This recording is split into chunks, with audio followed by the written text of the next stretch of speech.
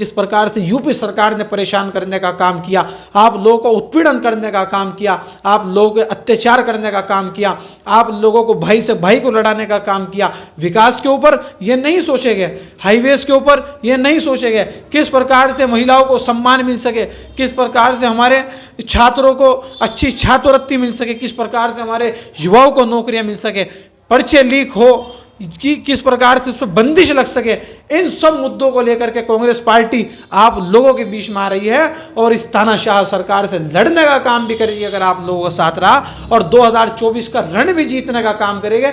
80 की 80 सीटें इंडिया गठबंधन जीतने का काम करेगा और बीजेपी के पास 00। मोहसिन इस वक्त मौजूद हूँ जनपद सहारनपुर में, एक ऐसी हस्ती के पास मौजूद हूँ जो कि कांग्रेस पार्टी अल्पसंख्यक सहारनपुर महानगर अध्यक्ष हैं हारिस सिद्दीकी साहब।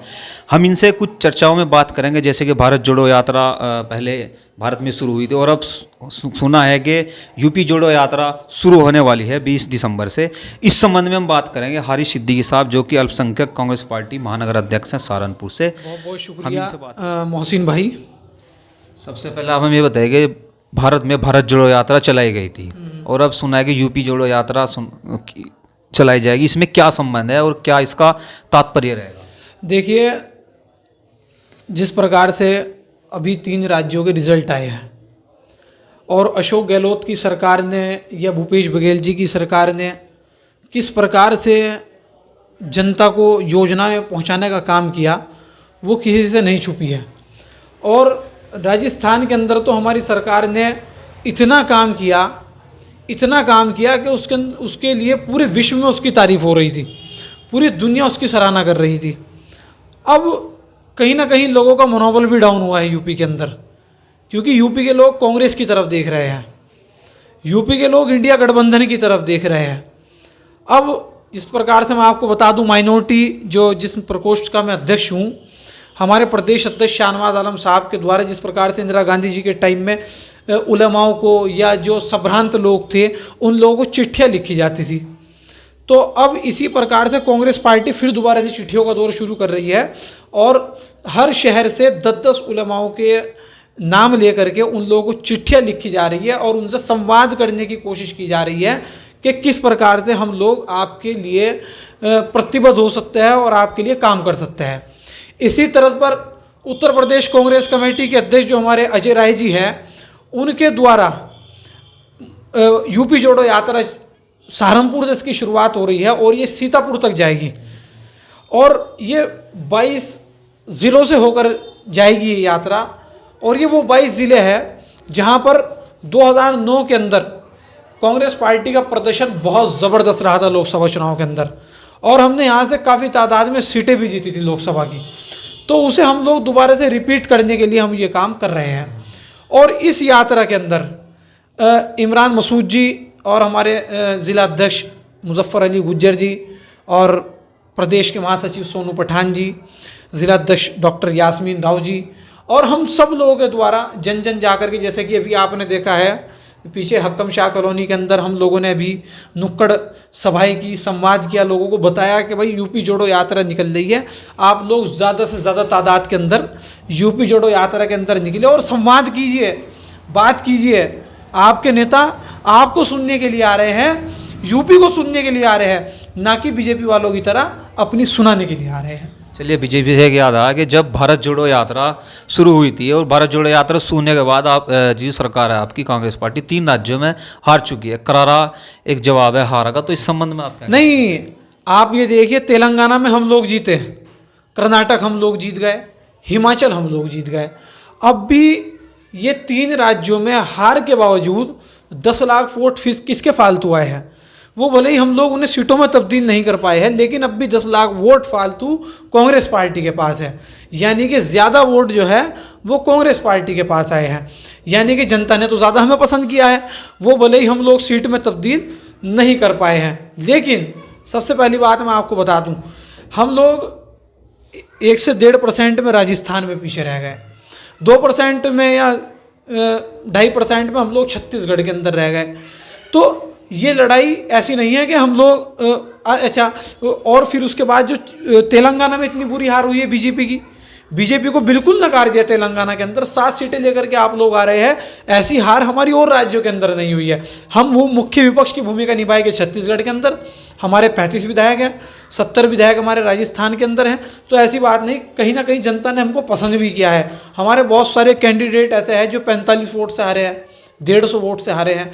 तो ये हम लोग सीटों में तब्दील नहीं कर पाए। और बहुत से वोट हमारे ऐसे भी हैं जहाँ पर हम 1.5 लाख वोटों से, 80 हज़ार वोटों से हम लोग जीते हैं। और इसी चीज़ को बताने के लिए हम लोग यूपी में निकले हैं कि आप लोग अपना मनोबल डाउन मत कीजिए, कांग्रेस आपके साथ खड़ी है, कांग्रेस आपके साथ संवाद करने के लिए खड़ी है। और आपकी खुशी के लिए मैं आपको बता दूं, ये जो 25 दिन की यात्रा है, इसके अंदर हम लोग प्रियंका जी से बातचीत चल रही है दीदी से कि या तो राहुल गांधी जी या प्रियंका दीदी सहारनपुर से इस यात्रा का आगाज़ करें, जिससे कि हमारे कार्यकर्ताओं का, हमारे लोगों का एक मनोबल बढ़ने का काम हो। तो क्या आप लगता है कि यूपी जोड़ो यात्रा से फ़ायदा हो, क्योंकि कहीं ना कहीं कांग्रेस को हारने के बाद मनोबल आपकी पार्टी का जो माइनॉरिटी है इनका मनोबल टूट चुका है बिल्कुल पूरी तरह से? देखिए, कांग्रेस पार्टी कभी भी फायदे की राजनीति नहीं करती है। पहले तो मैं आपको बता दूं, कांग्रेस पार्टी एकता की राजनीति करती है। कांग्रेस पार्टी 36 की 36 बिरादरियों की राजनीति करती है। कांग्रेस पार्टी ने इस देश के अंदर वो मुद्दे उठाए कि इन लोगों को आदिवासी सीएम बनाना पड़ गया, इन लोगों को ओबीसी सीएम बनाना पड़ गया, इन लोगों को मतलब कि अब इन लोगों को दिखाया है आईना हम लोगों ने। जब भी तो इन लोगों ने यादव सीएम दिया है, जब भी तो इन लोगों ने आदिवासी छत्तीसगढ़ के अंदर सीएम देने का काम किया है। वरना इन जब इनकी सरकार थी तो इनके यहाँ सिर्फ एक ओबीसी था, बाकी जितने भी सीएम थे सारे जनरल थे। अच्छा, कहीं ना कहीं वे एक सवाल और है कि राजस्थान में जैसे सरकार जीती है बीजेपी, एक ऐसा कहता है कि राजस्थान के रहते हुए बहुत गुंडागर्दी और करप्शन, इस संबंध में तीनों राज्यों में आप क्या कहना चाहते? देखिए, एक करप्शन आप बता दीजिए। प्रधानमंत्री जी ने जो प्रधानमंत्री की लैंग्वेज होती है, भाषा होती है, उस भाषा में तो प्रधानमंत्री ने इन तीनों चुनाव के अंदर बात ही नहीं की है।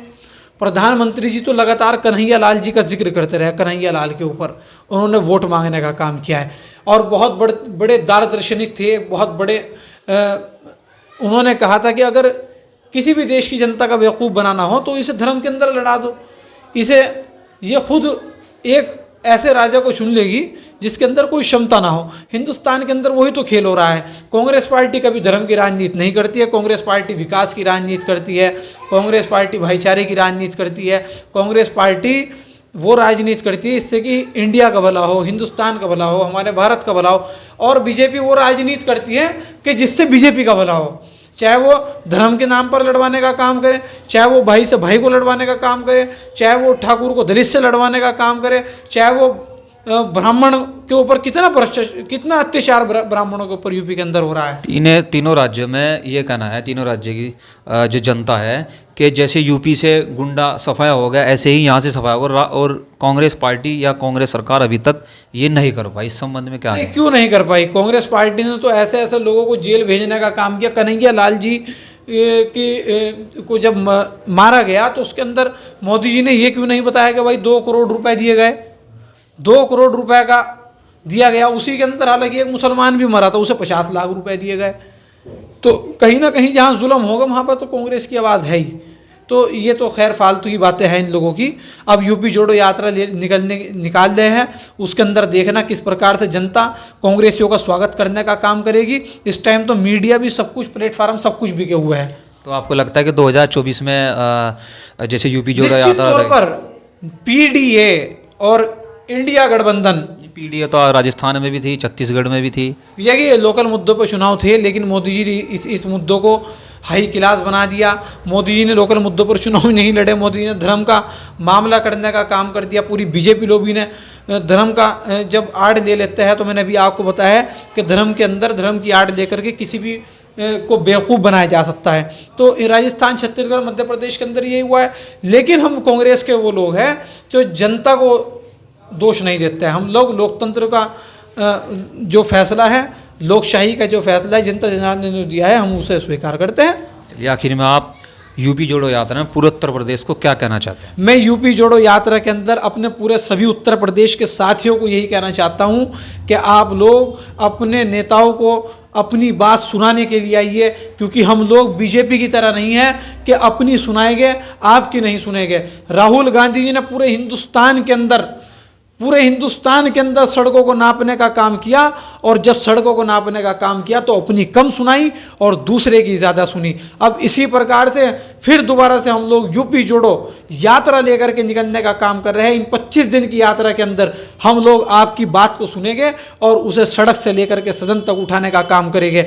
उसे हम आपकी बात को राष्ट्रपति तक और राज्यपाल तक उठाने का काम करेंगे, बशर्ते आप लोग, जब हम लोग आपके लिए आपके द्वार पर चल करके आए तो आप लोगों को जिस प्रकार से यूपी सरकार ने परेशान करने का काम किया, आप लोगों को उत्पीड़न करने का काम किया, आप लोगों के अत्याचार करने का काम किया, आप लोगों को भाई से भाई को लड़ाने का काम किया, विकास के ऊपर ये नहीं सोचेंगे, हाईवेज के ऊपर ये नहीं सोचेंगे, किस प्रकार से महिलाओं को सम्मान मिल सके, किस प्रकार से हमारे छात्रों को अच्छी छात्रवृत्ति मिल सके, किस प्रकार से हमारे युवाओं को नौकरियां मिल सके, पर्चे लीक हो कि किस प्रकार से उस पर बंदिश लग सके, इन सब मुद्दों को लेकर के कांग्रेस पार्टी आप लोगों के बीच में आ रही है और इस तानाशाह सरकार से लड़ने का काम भी करेगी अगर आप लोगों का साथ रहा, और 2024 का रण भी जीतने का काम करेंगे। 80 की 80 सीटें इंडिया गठबंधन जीतने का काम करेगा और बीजेपी के पास 00 आने का काम होगा।